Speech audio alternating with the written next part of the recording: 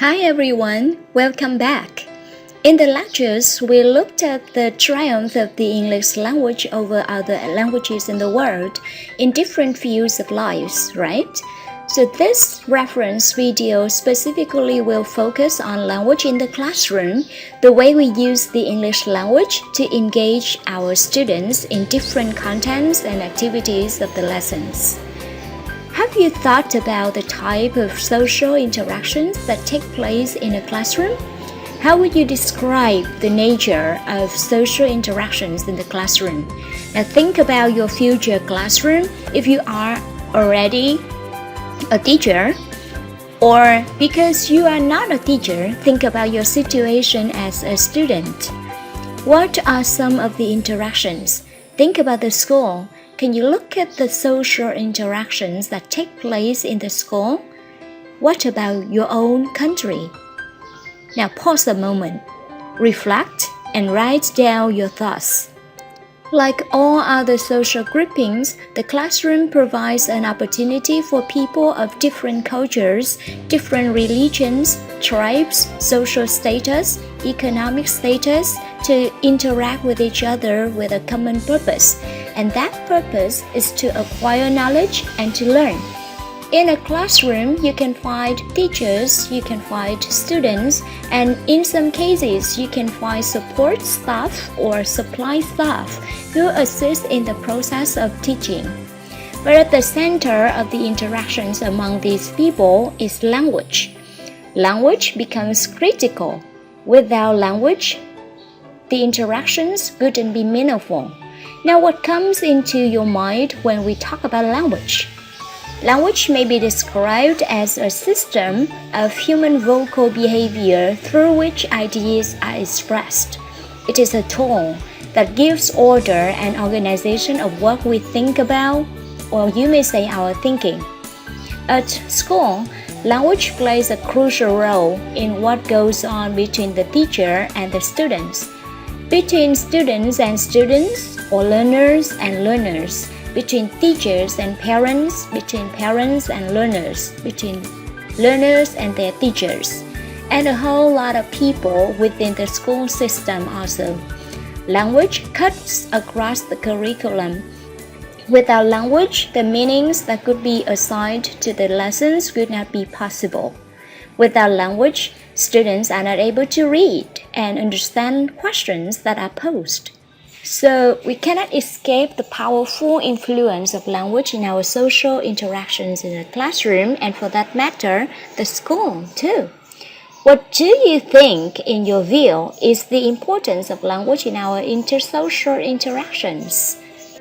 Wittgenstein in 1953, cited by Forrester, had this to say, "The limits of my world are the limits of my language."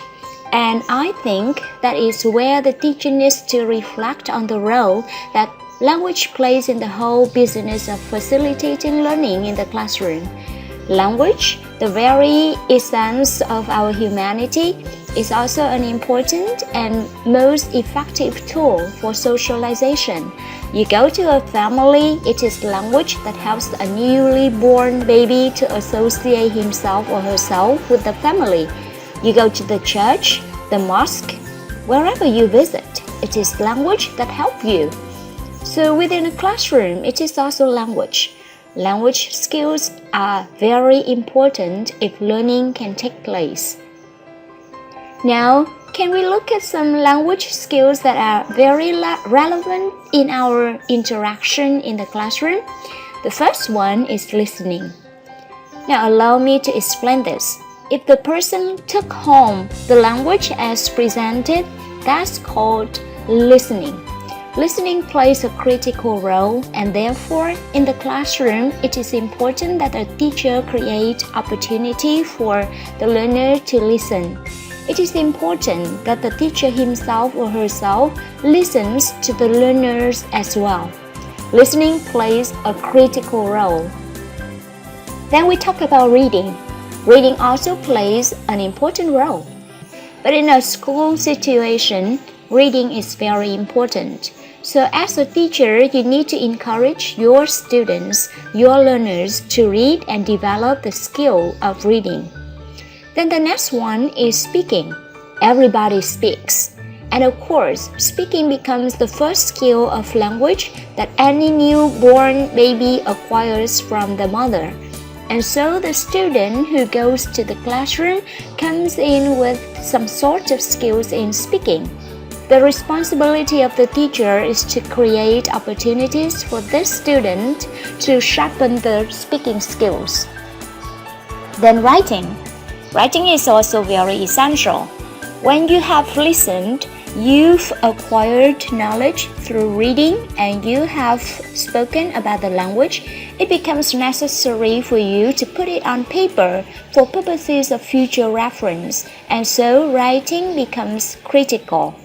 But as teachers, you need to remember that listening and reading skills lead to the acquisition of knowledge and understanding. So if people could acquire knowledge and understanding, then listening and reading becomes critical. Speaking and writing skills help students to demonstrate or review the knowledge and understanding they have acquired.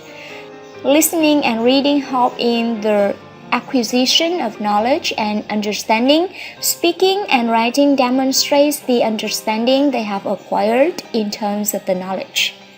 Now reflect on your own situation at the university in your own classroom.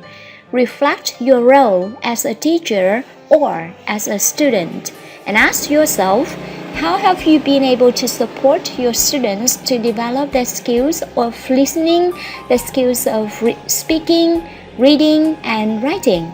Will you at this moment pause and think about these tasks? Well, share your views on how a teacher's own example can either promote or inhibit students' language skills development in the classroom. What are your views about the use of the mother tongue, or L1, and English as a second language at university? How many percentages of L1 should we use in the classroom?